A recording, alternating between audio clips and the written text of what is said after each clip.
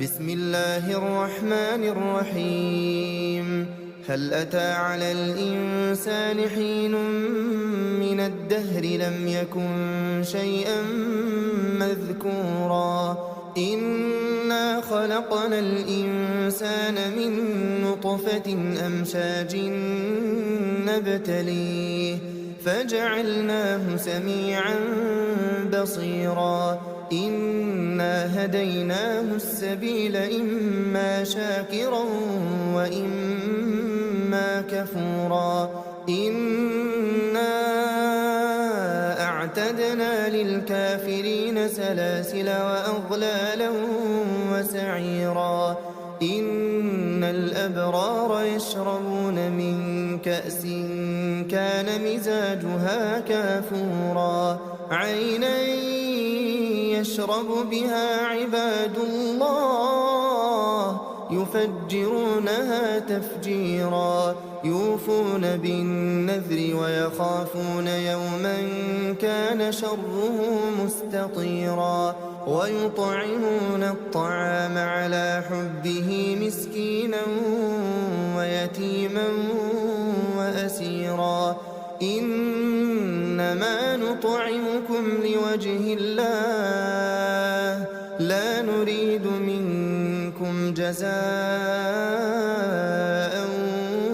ولا شكورا إنا نخاف من ربنا يوما عبوسا قمطريرا فوقاهم الله شر ذلك اليوم ولقاهم نضرة وسرورا وجزاهم بما صبروا جنة وحريرا متكئين فيها على الأرائك لا يرون فيها شمسا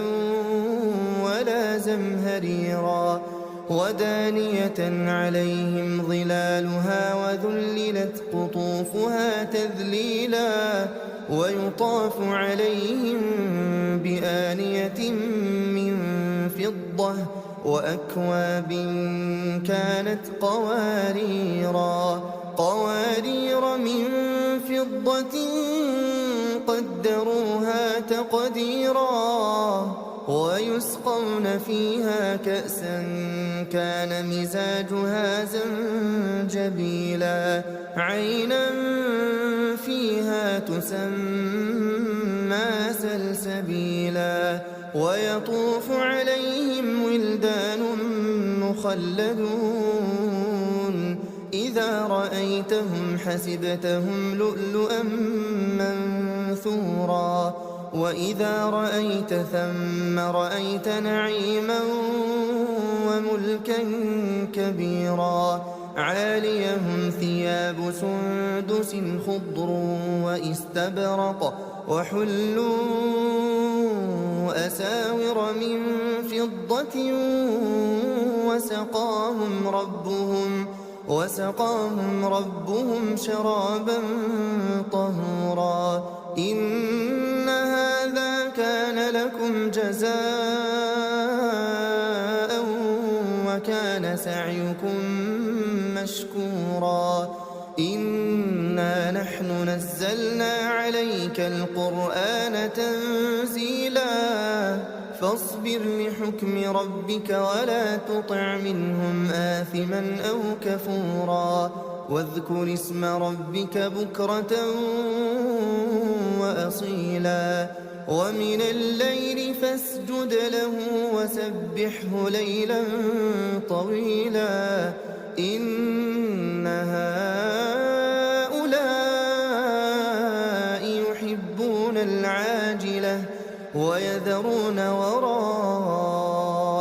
يوما ثقيلا نحن خلقناهم وشددنا أسرهم وإذا شئنا بدلنا أمثالهم تبديلا إن هذه تذكرة فمن شاء اتخذ إلى ربه سبيلا وما تشاءون